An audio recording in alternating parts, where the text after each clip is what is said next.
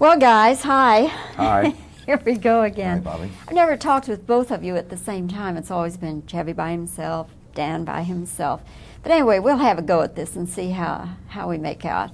Spies Like Us. I've been looking forward to this film because really I've mentioned it in previous interviews when you were working on it. And so now that the time is here and the public is getting ready to see it, Danny, let me start with you.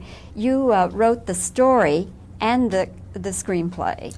So at the time, did you have Chevy in mind to do? Well, this project started a long time ago, just after Blues Brothers, basically. I outlined the story and wrote the first draft with John Landis in mind as director and Belushi in mind as a co-star. Now, even if John and John had been willing to do it at that time, the script was sort of in rough shape and kind of formless. It didn't have this great political kind of scenario backdrop that we have today. Those situations, the SDI and all that, didn't exist back then. And so the script really wasn't ready at that time. John and I went on to do other things, and obviously John was not meant to be in this project. The script was resurrected. Warner's bought it from Universal and reassigned me to write it, and I went away and wrote a draft specifically with Chevy in mind. I showed it to him. He liked it, so there half the battle was won. The movie was on its way to being made. Then Chevy and I got into a room together, actually sat down, wrote line by line together. We wrote the training sequence together. And then we brought in Gans and Mandel, who were the Oscar-nominated team from Splash, and they did a huge amount of work just shaping it and using. When you write in a team, when you've got two guys writing, it provides for that flow of dialogue that you somehow can't get as a solo writer. So their work was entirely necessary. And that draft, again, Chevy and I looked at, and then Landis and I looked at. So it went through a lot of stages to come to where it is now. And I'm very happy with the distillation and very happy that Chevy's on board. Chevy, wake up there. Any mail for me? What?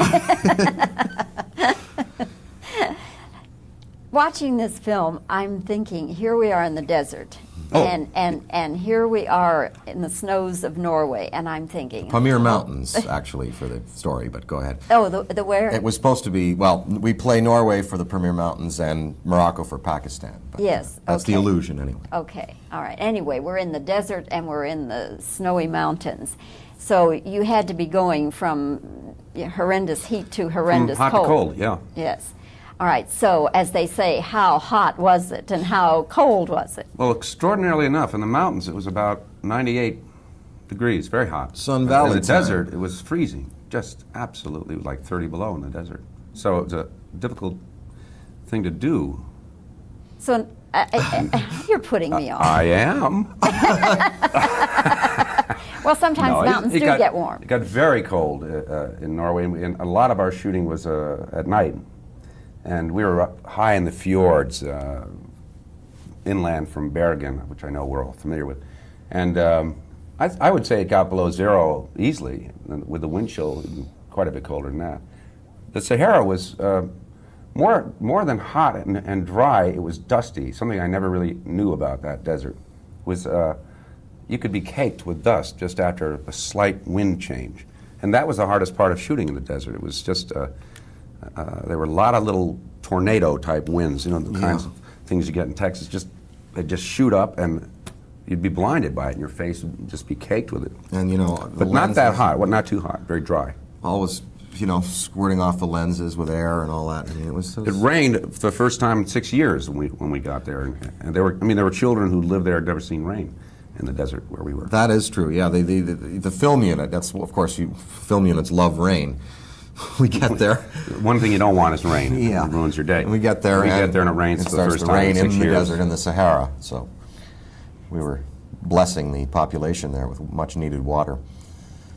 Dan, I see that you have there the cassette, John Belushi's cassette. Yeah. And what are your thoughts about it? Well, I just brought it along just in case there were any questions about John, because I can say, I can watch him every day. There he is. It's a great tape. It's from Warner's home video. I don't feel there's enough of me in it, to be honest. 598.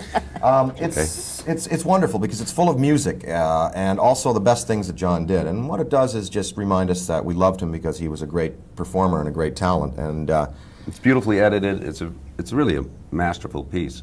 And you really come away remembering John as one of the great Yeah. physical comics. Which is great, important, funny, you know, impressionists. Great. because listen, There have been so many things written about him that were negative that had little to do with what he gave us.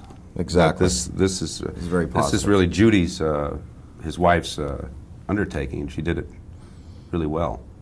As you look back at those days, do you get so nostalgic about it and think, gee, they were so wonderful? Or do you look back and say, my God, how did we ever survive all that hard work? And it had to be arduous. Well, I got out, after the first year. Dan stuck it out for, what, 5? Well, 4 years? 3 more after you left. 4 years. I mean, it was grueling. And But I don't know how he did it. Most exciting, the heaviest charged up time. I mean, just going in October to Rockefeller Center and knowing what we had to do, and just feeling those crisp fall winds and watching them freeze over the rink, and knowing I was that just there. I just did the just second did the show for Lauren, and the week. I mean, it was an exhausting week, and I realized that after the show, now it's party time, and now everything's.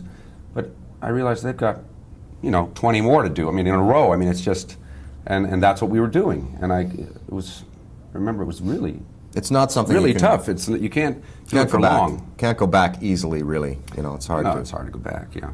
This is Take better. a plane. Huh? This is better. Today is better. Huh? Oh, I'll tell you something. It's very different. I would, if I could go back 10 years ago, I'd love to relive it again. I mean, but what you can do on live television, particularly when the nature of the times are a polarization in the country, and it's an election year, and you can comment on the immediacy, with immediacy on things and current, because you're live. That's a wonderful showcase for thoughts and talent. Making films, you have a year, before the film is out. So it's different. You're working with different reference points, and you're working on spec more. And it's a different kind of a risk, and it's a lot more fun in many ways. But I don't think it's any easier. The satisfactions are different, because you get immediate gratification when you write a piece and it's on that week. Yeah. And here, you kind of have to wait to see what everybody's going to think many months later. Well, we hope everybody thinks Spies Like Us is a lot of fun. Well, we know hope it does is. well. It is. And it's funny. We had fun. It's all for funny. laughs. Okay. And we're going to pay to go see it. Okay. Good to see you both. Thanks, Bobby. Thank you.